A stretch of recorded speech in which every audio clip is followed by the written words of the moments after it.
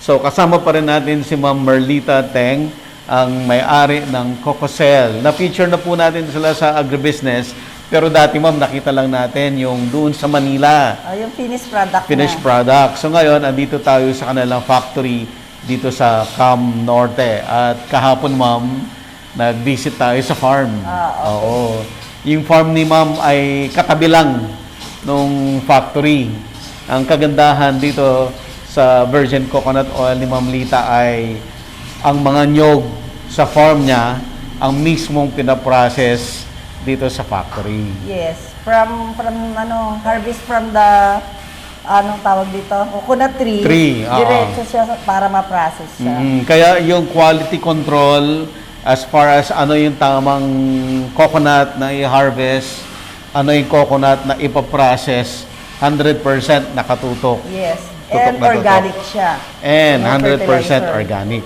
So ma'am, ang una ipapakita natin dito ay yung yung pagbiyak at Pagbiyak pagkayod. na- yes. Okay, let's go po. Okay.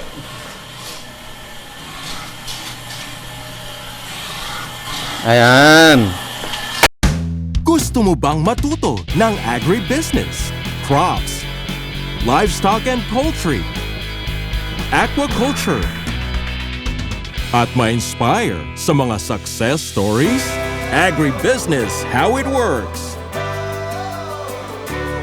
As a YouTube channel, Agribusiness features entrepreneurs, farmers, organizations, OFWs, investors. However, beyond our usual content and official endorsements, Agribusiness does not engage in other business dealings with them. While our viewers and featured individuals and entities may choose to pursue business deals with each other on their own, we encourage them to be cautious in doing so. Bibiyakin muna nila Pagbiyak yung nyog. niya, Ayan, okay. Oo, biyakin yung nyog.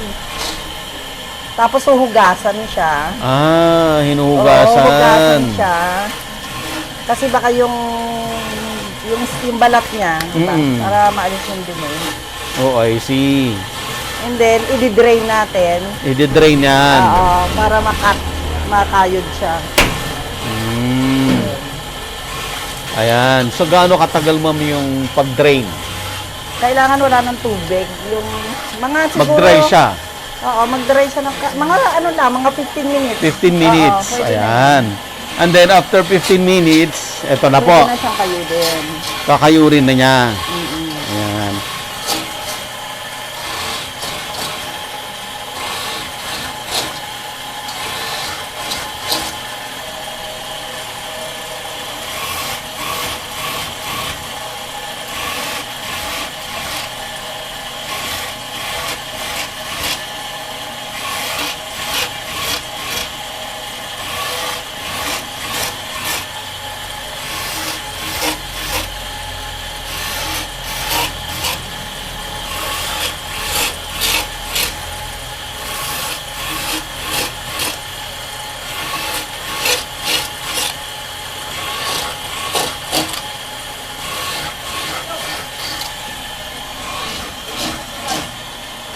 So ma'am, kahapon, na-discuss natin nung nag-harvest tayo, yung palang nyog na pwedeng-pwede for virgin coconut oil ay ilang days po yon mula noong bud siya?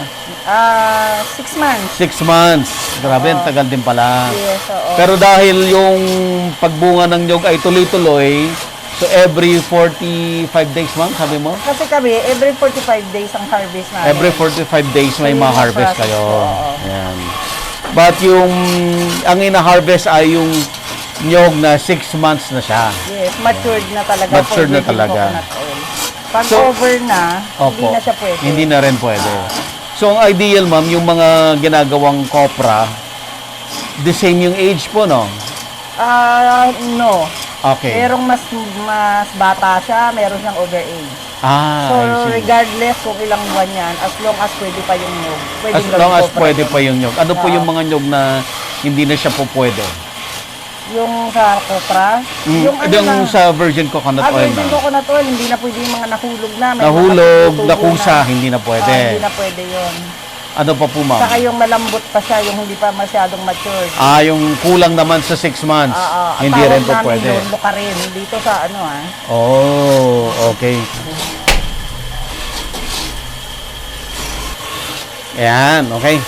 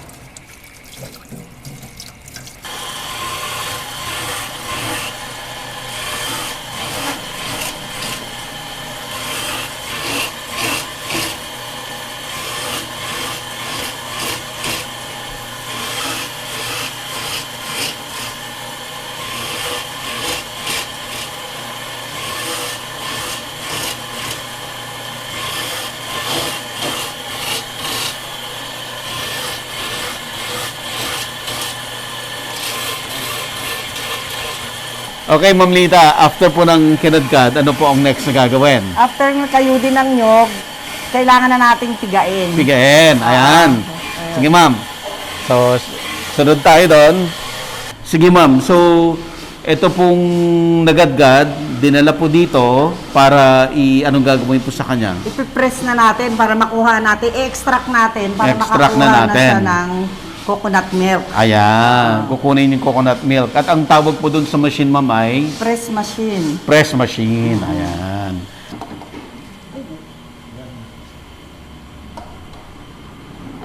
Yan, okay na yan. Okay? Ayan. Tapos iganon.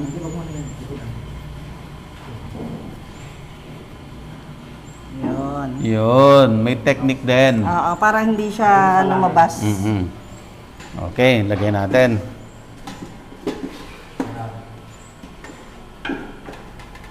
Ayan. Then, Tapos on yung machine. Press down. May mga ganitong ginagamit din sa palengke pero yung kanila parang Yan. hindi modern. Yung manual. May manual, Manual. tayo. Mhm. So nakita niyo po dito sa facility ni Ma'am Lita, malinis lahat. Kasi ma'am, ang produkto mo ay talagang Pang-dietary. Pang-dietary. Oo. So, kailangan malinis. Mhm. Yan na.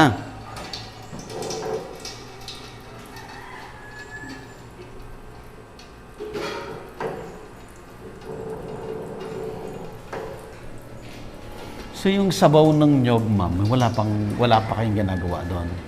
Pero pwede pang pakinabangan yan, di ba? Suka. Suka naman.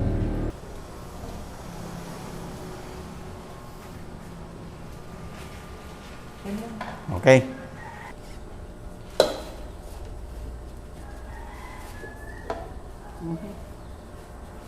Tumalsik.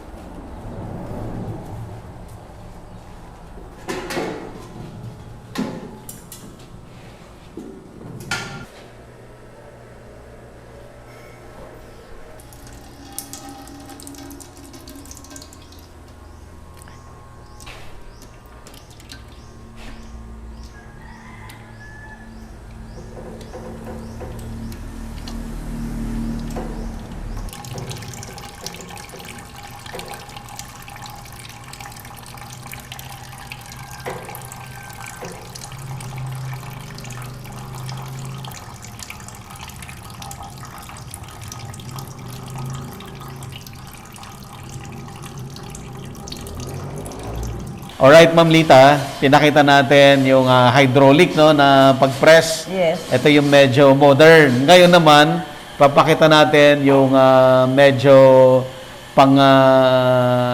palengke type. Pangmasa. Pangmasa na pag-extract. Traditional way. Traditional way.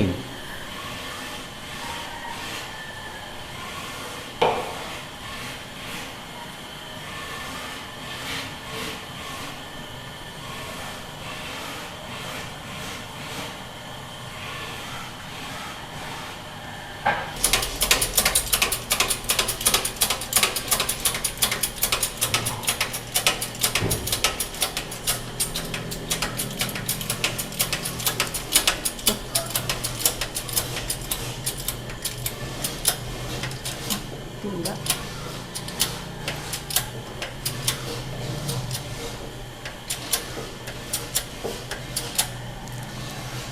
Okay, Ma'am Lita, so napakita na natin yung pag-extract, no, yung dalawang proseso, yung pang high-tech at saka pang masa. Yes. Okay. So parehas naman yun, Ma'am, quality, no? Parehas yung yan. na-extract doon. Oo. Iba lang ang way. Iba lang yung way. Oo, pag-extract.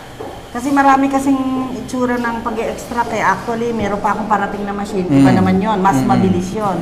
Pag malakihan na ang production, kailangan mas mabilis yung machine. Mas na gagamitin mabilis. mo. Oo. So, ito kasi maliit pa lang kasi nag-start pa lang ako. Pero actually, meron na akong mga in-order na mas malalaking makina. Yan. Oo. Oo. So ang gagawin natin ngayon po ay process Maglalagay na tayo ng Coconut coconut milk. milk para ma-ferment. para may ferment. Oo. At ang ingredients natin ay sabi nyo kanina ay Mineral water. mineral water or Or sterilized, Oo, filtered na water. Filtered water. So, yun ang kailangan ilagay. Ayan. So ito na po yung ating coconut milk na galing kanina doon sa in-extract. Ayan.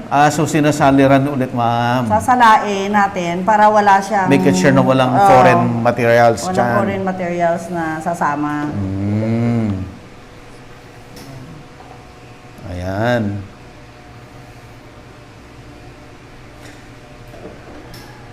Talagang all aspect, cleanliness. Yes. Importante kasi pang ano tayo, dietary yan eh. Ini-intake. Ang sarap naman ng ginataang gabi. Mamaya. Ayan na. So, nalagyan na natin. And then, ma'am, tatakpan. Ayan, Tatakpan tatakpan na na siya. to. Tatakpan natin, ma'am. Yes, oo. Tatakpan na siya para Ayan. ready na siya for... So, ito, ready na ito para sa storage. So, Ma'am Lita, ganun pala. May kailangan, may tubig pala, hindi pure. Hindi pure kasi hindi siya mapiferment pag walang tubig. Kailangan talaga hahaluan mo. Otherwise, magiging clay yan. Yung milk niya magiging clay. Oo, yung titigas. Yung Oh, iba I kasi, see. ginagawa nila, yung cold process, puro milk lang yun. Okay. Oo, na, walang halong tubig. Pero nilalagay nila yung sa rep para mag-solidify. Pag nag-solidify, siyempre, natural na may konting tubig pa rin talaga yung coconut milk. Sa kanila aalisin yun. Pero kami kasi, fermentation process ito. So, iba yung process namin. Nahaluan namin ng mineral water or filtered water. Filtered water. Oo, tapos saka lalagyan ng coconut milk. And then ready for fermentation. Gano'ng katagal po yung fermentation, Ma'am Lita? Fermentation namin 16 hours. 16 hours lang. And then, pwede nang kunin yung 16 oil. to 20, oo, pwede nang makuha yung oil. Mamaya makikita natin may Bilis, oil na. bilis pala. Ganun na kabilis. Kasi pag nag-over din kasi, minsan, hindi na nagiging maganda yung quality. Ibig sabihin, iba ko ang na-experience ko kasi in-over ko, hindi na masarap. So, kailangan, conscious tayo sa oras ng pag-ferment. Ang galing, no? Walang chemical Wala. added.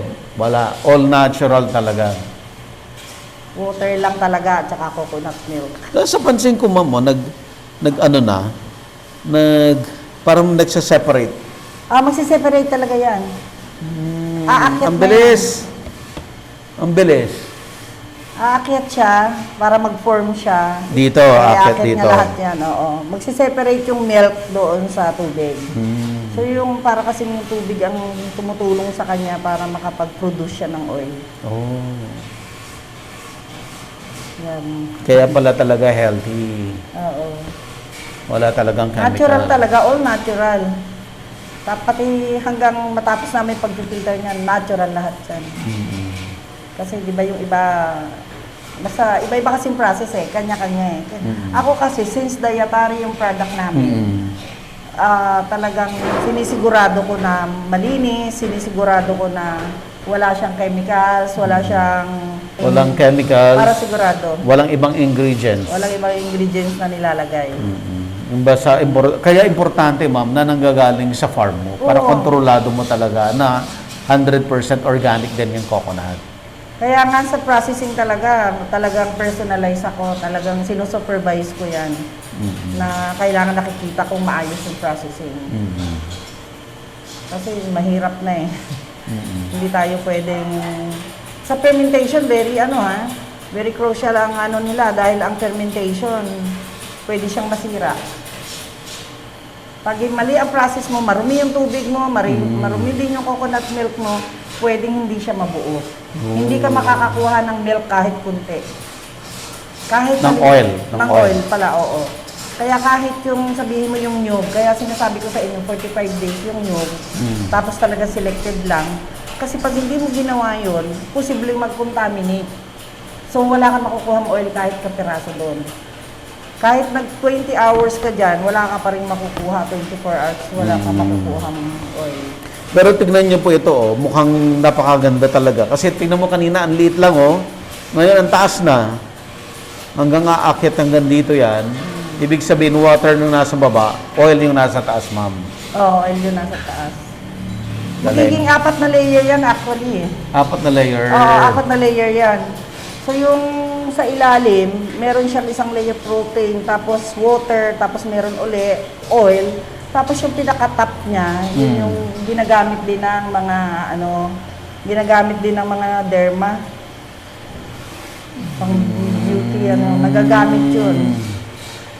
So, matter of kung paano lang gagamitin nila. Ano. Kaya actually maraming uses naman na hindi masasayang Kailangan Yung mga water na to na nag-separate, anong ginagamit nyo dito? Tapon wala na? na, itatapon na lahat yan. Kinukuha lang talaga namin yung oil. Yung oil lang talaga. Oo.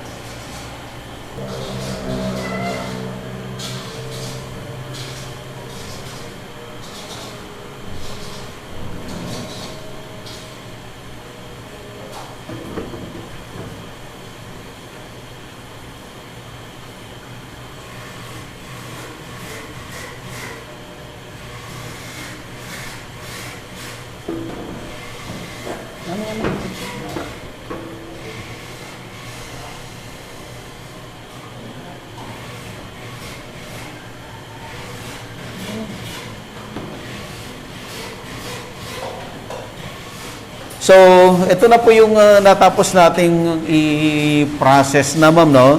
So, nakita nyo, kanina, andito lang sa baba yung nag-separate ng water and oil. Pero ngayon, nasa kalahati na siya. Water and milk. Water and milk. And then, ito po yung bagong gawa natin ngayon. So, maya-maya, mag-separate na yan. So, ngayon po, dadalhin na natin ito doon sa storage. Fermentation area. Fermentation area. Okay, let's go, ma'am.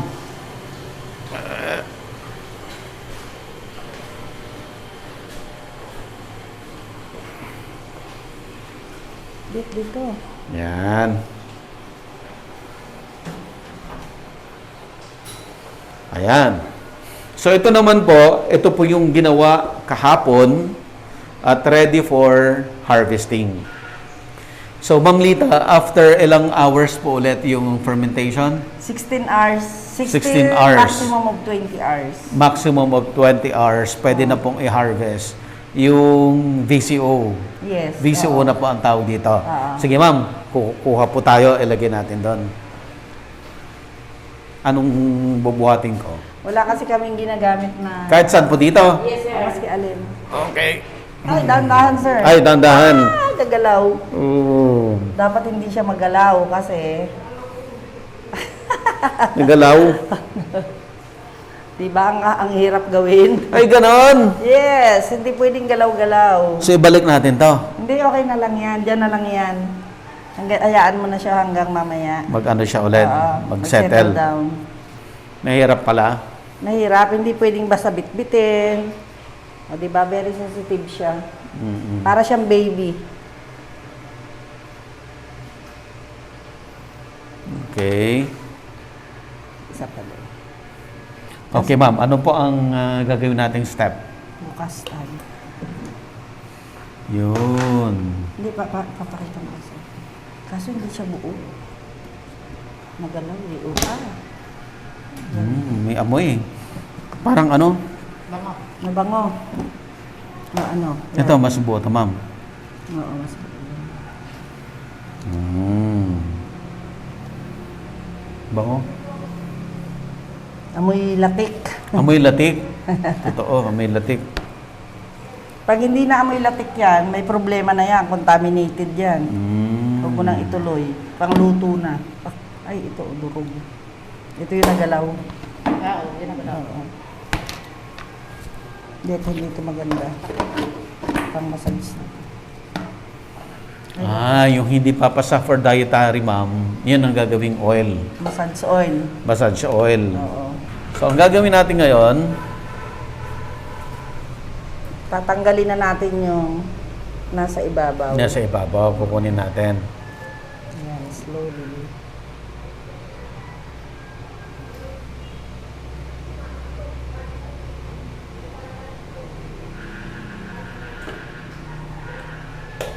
Actually, may gamit pa yan. Pwede mo pa yung gawing oil. Pero cooking oil na. Cooking oil na to. Oo, iluluto mo siya. Using may heat na siya, syempre. Mm-mm. So, sa casserole or sa pan, ay luluto mo siya para ma-extract pa yung mga oil.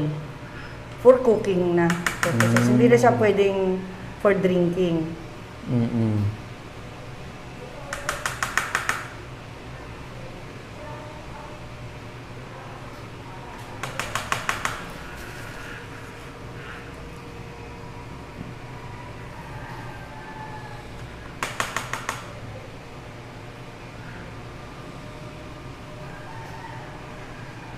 Subukan mo, Sir Buddy.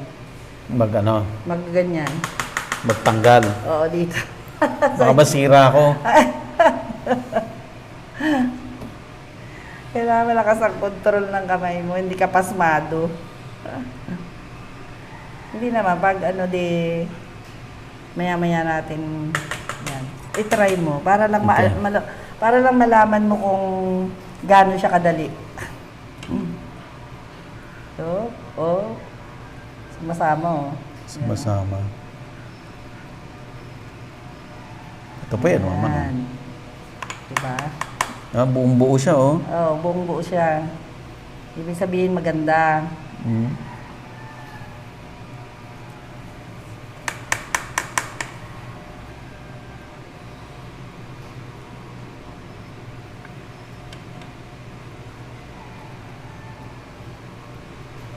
Sir, wag malalim.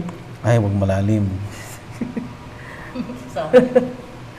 Sasama yung tubig. Na-excite naman ako. Na-excite siya kasi buong buo Buo. niya nakukuha eh. Yan.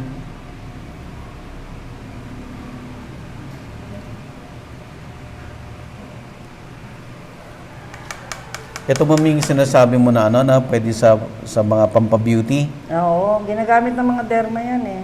Parang mud pack, parang ganun. Hindi ko alam kung... Pero ako, dapat subukan ko pala para gumanda ako.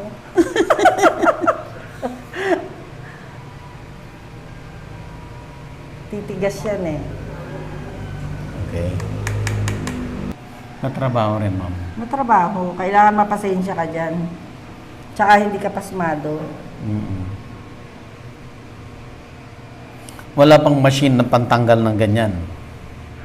Ay, yun ang wala pa akong alam na pwede. Meron yung di ba malaking-malaki siya, malaking-malaking container. Mm. Yung ginaganon lang yun, parang i-scrape mo siya ng, pwede yung parang spatula na malaki. Mm. I-scrape mo ng ganon, pag ganon. Kaya lang ako kasi, dahil maliliit itong ginagamit namin, strainer, okay na yan. Mm. Para lang pero yung igaganon niya, iikot dit, daan-dahan. Iikot niya ng, para maalis siya, kukunin lang yung kabilang side. Tapos yun, malaki kasi yun, Sir Buddy. Siguro mga drum-drum na yun. Mm. So yun, mas pwede yung ganon. pang Ang mas- dami rin pala yung nasa mas outer. production, ha? Ang dami rin yung nasa outer. Kita mo, 4 na layer siya, di ba? 1, Mm. 2, tapos yung dito, 3. sa ilalim itong oil 3, tapos pang 4 yung oil, tapos another 5 layers pala siya. 5. Kailangan hindi matanggal yang, hindi ma-disturb itong nasa ilalim ng oil para hindi masira na sumama yung tubig. Yung tubig. Otherwise, sasama yung tubig. Mm. Hindi mo start ka Ang na. oil is laging nasa ibabaw. Yes. Start na siya mag-harvest. Ito na. Ayan na. Ito na po yung Oil na siya. ayan ang oil. Ayan oh. Pakita mo din. Oh. Diba? Yung color niya, ano na. Oh.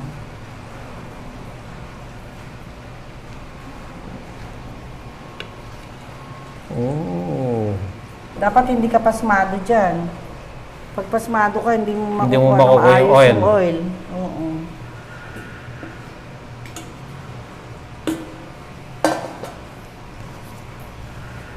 Actually, ito pwede. Paano mo malalaman na wala ng oil? Wala ka na makukuha, lalabas na yung tubig niya. Yung Yung mga tubig na. ano na siya. Yung tawag dito, yung mga ganun, Mm-mm. protein.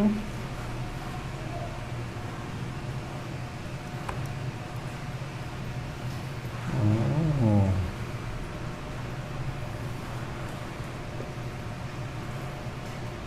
Kasi kailangan pag inopen mo na ganyan, i-harvest mo na siya kasi hindi mo pwedeng pabayaan siya. Mm-mm. Tagal. Diba? Dali lang, subukan mo, sir. Yes, ma'am. Para maramdaman mo na totoo ka nag-harvest ng BCO. O, diba? Oil na oil. O. Yun. Dami? Madami. Kala mo lang maliit siya tingnan. Mm-mm. Pero madami yan.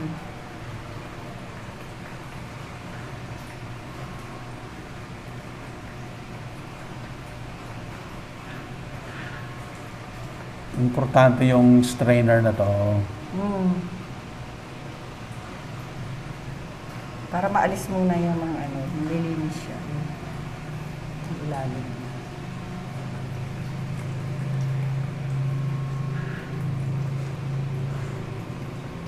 Madami rin pala, ma'am. Madami yan.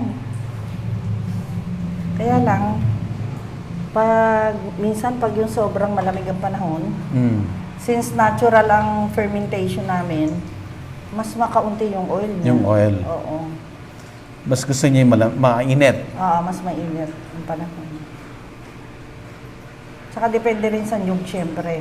Pag pangit ang nyug mo, wala kang makukuhang oil. Kawawa. Sayang yung pagod. Mm. Kasi nga, ang fermentation namin, natural lang. Wala kaming hinahalo, napansin mo, di ba? Tubig lang talaga. Puro tubig. Tubig at saka coconut milk. Yun lang.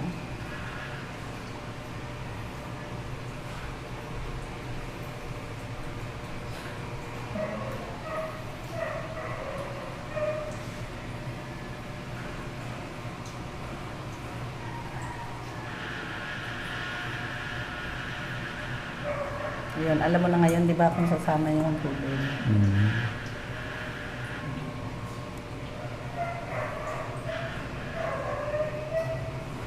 Pag malalim na, yung ginagamit namin yung flat na.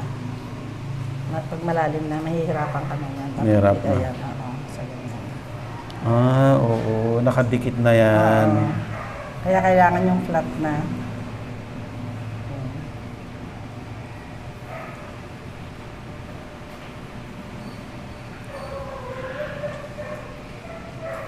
Kaya may sumasama.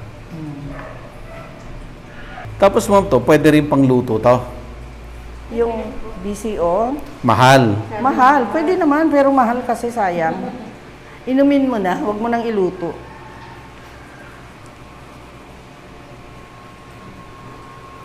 Huy!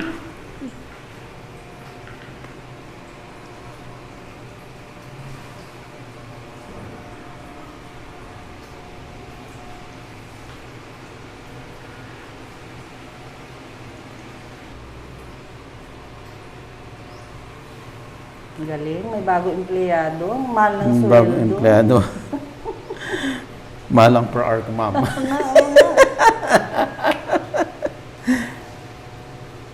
Ayan, so Ma'am Lita, nakita namin yung harvesting ng oil. Napaka-hirap pala, no? No, mahirap talaga. Oo. talagang tansyado yung pagtanggal. Mm. Kailangan mapasensya ka pag nagtatanggal ka noon at saka hindi pasmado kasi talagang napaka-sensitive. Mm. Tapos ma'am, after the harvesting, ano po ang next process? Next process is ito na tayo. Ito na. Kailangan nating i-filter siya Filter. right after the harvesting. Oo. Mm. Para maalis pa yung mga ibang water na nakolekt doon. Kasi sasama yun. Siguradong merong kasama. Hindi mo pwedeng- mapaperfect. Oo, hindi mo mapaperfect na puro oil yun. Mm. Kasi mapapansin nyo, mag-iiba yung color pagkatapos ng ma-filter siya. Ayan. Sige ma'am. So, i-demo na po na natin paano yung filtration. Start na si Ma'am Del. Ayan.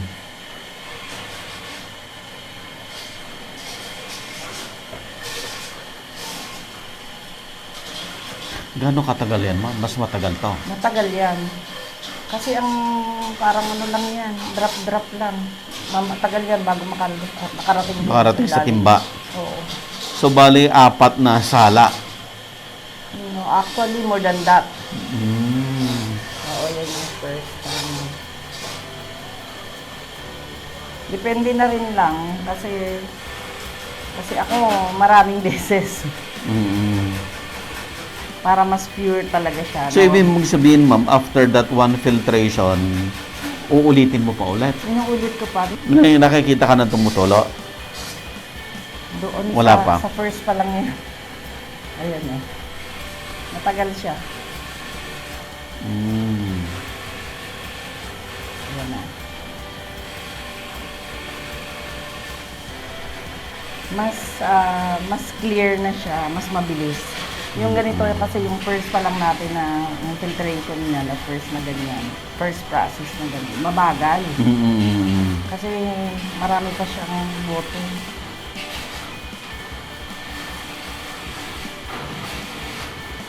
Madugo rin pala. Hindi ganun ka simple. Talagang kailangan matyaga ka. Mm. This is the traditional way. Pero merong ibang way para mabilis ang mag-filter. Machine na rin po yan, ma'am. Yung iba kasi may machine. Mm. May ginagamit silang blower para ano. Kasi ito, gravity yung ginagamit natin. Mm. Para lang bumaba siya.